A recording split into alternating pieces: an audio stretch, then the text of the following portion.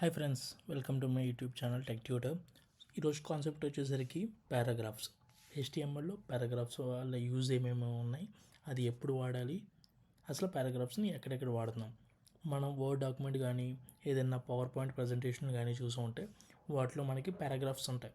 So అటువంటి పారాగ్రాఫ్స్ని మనం మన వెబ్సైట్లో కూడా యూజ్ చేసుకోవచ్చు.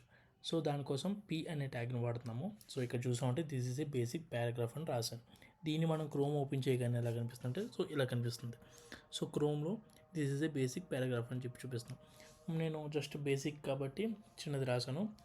మీరు కావాలంటే పెద్ద పారాగ్రాఫ్స్ యూజ్ చేసుకున్నా అదంతా ఒక పారాగ్రాఫ్ కింద మనం ఏదైతే వర్డ్ డాక్యుమెంట్ చూపిస్తామో సేమ్ అలాగే మనకి కనపడుతుంది.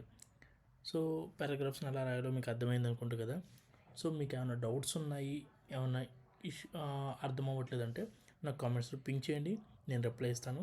Please like and share, subscribe. Thank you.